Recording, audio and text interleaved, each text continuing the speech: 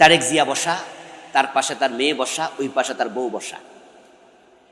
কোরআন তেলাওয়াত করছিল আমাদের হাফেজ সালেহ আহমদ তাকরিম, বিশ্ববিখ্যাত হাফেজ, ছোট মানুষ।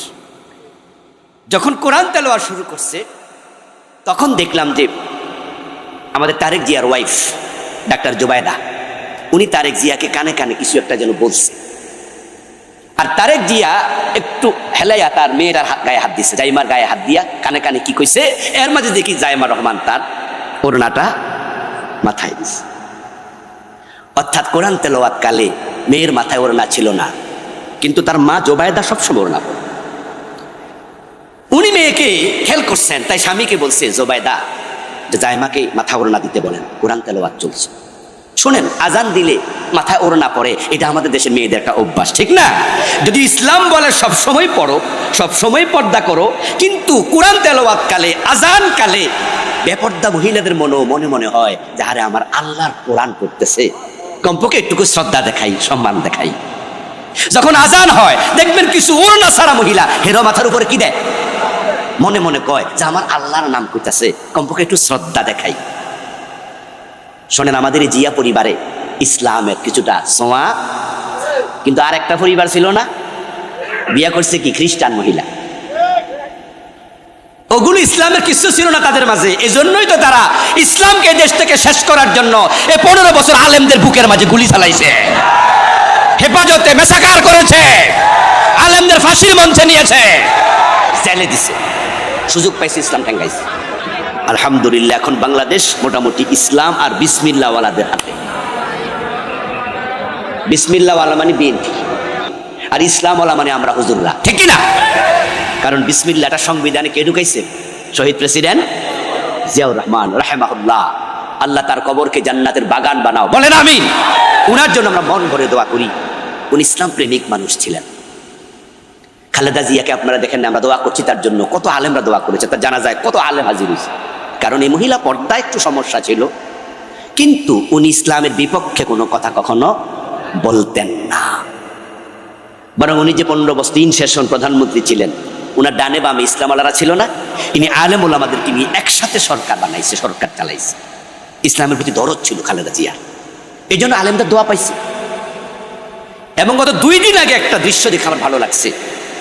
শোনেন, এই পক্ষে কইতাছি, এখন তো বিএনপির বাইরে একটু মজা লাগতেছে না, একটু উল্টা কইলে তো আবার মিছিল দেওয়া শুরু করে দেয়। কারণ যেটা সত্য এটা বলতে হবে, ঠিক না? যখন দেখবেন যে হক কথা উল্টা, ওইটাও মেনে নিয়েন, কারণ হক তিতা হলেও মানা দরকার, ঠিক না? তিতা হলো হক, হক তো হকই। এখন প্রেসিডেন্ট জিয়াউর রহমান রহমতুল্লাহ আলাই, রহমতুল্লাহ মানে কি দোয়া, আল্লাহ তার উপর কি করুক, রহম করুক। উনি যখন প্রেসিডেন্ট হলেন তখন তিনি সংবিধানে বিসমিল্লাহ ঢুকালেন। অথচ সংবিধানটা লেখা হয়েছে কখন? 72-তে। দেশ স্বাধীন হলো 71-এ। 72-এ যখন সংবিধান লেখা হয় তখন সংবিধান কমিটিতে লোক ছিল 34 জন।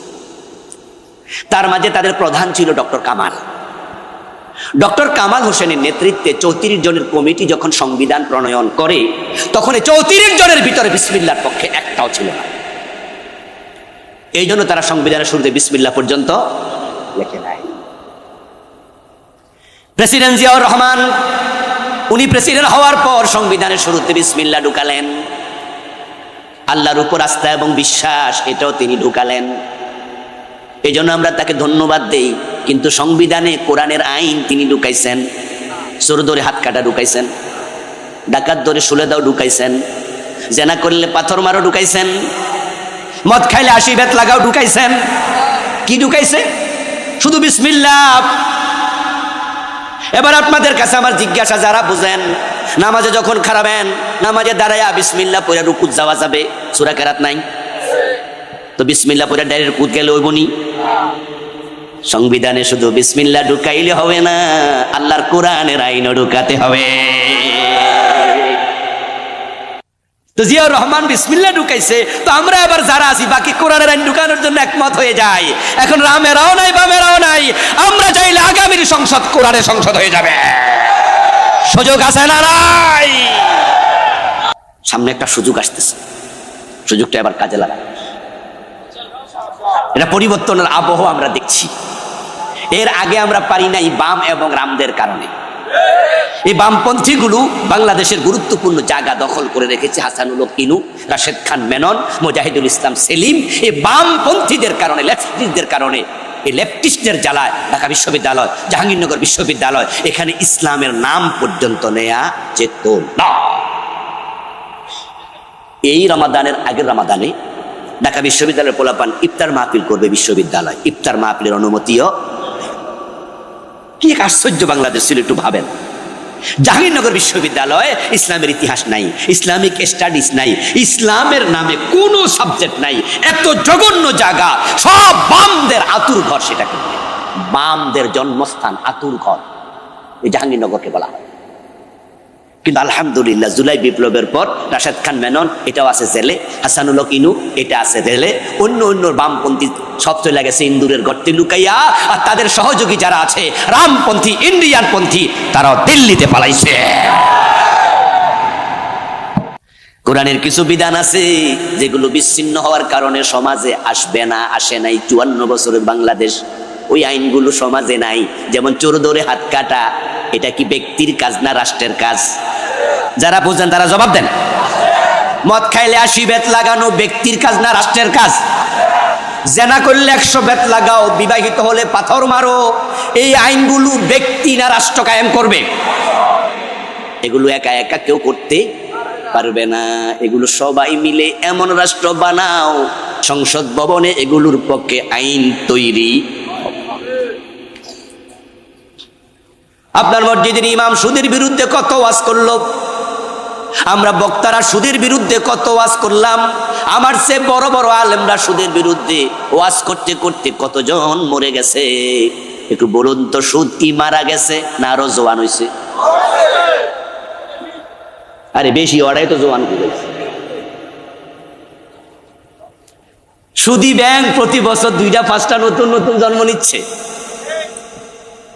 এই যে ইসলামী ব্যাংক বলেন, আল আরাফা ইসলামী ব্যাংক, এক্সিম ইসলামী ব্যাংক, সোশ্যাল ইসলামী ব্যাংক, আরো আছে।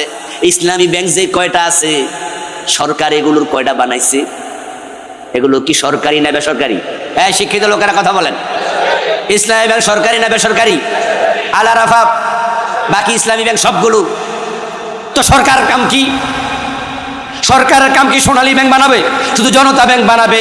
সুদ খাওয়া তো মহাপাপ, কবিরা গুনাহ। সুদ খেলে 73 গুনাহ, সবচেয়ে ছোটটা হলো মায়ের সাথে জেনা করা। তাহলে 54 বছরে যারা সরকার, ইসলামী ব্যাংক তারা একটাও বানাইলো না। তাহলে বোঝা যায় যে সুদ থেকে ওয়াজ করলে বাঁচা যাবে না।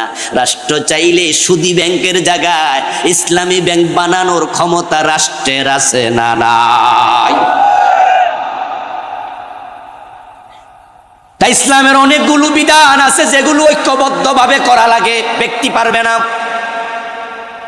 এখন 54 বছর ধরে তো আমরা এমন সরকার বানাইছি যারা সুদের পক্ষে, যারা ঘোষের পক্ষে, যারা মদের পক্ষে, যারা এই দেশে পতিতালয় দিয়া জেনা ব্যভিচারের পক্ষে অবস্থান নিয়েছে। এখন এবার বলুন তো, এই পরিবেশ চেঞ্জ করার জন্য কোরআনের কাছে সবাই মিলে আসা দরকার আছে না নাই? তে কোরআন কায়েম করো, কোরআন কায়েম করো। ওয়ানাকিমুদ্দিন ওয়ালা তাতাফাররাকু, দিন কায়েম করো, পরস্পর বিচ্ছিন্ন হইও না।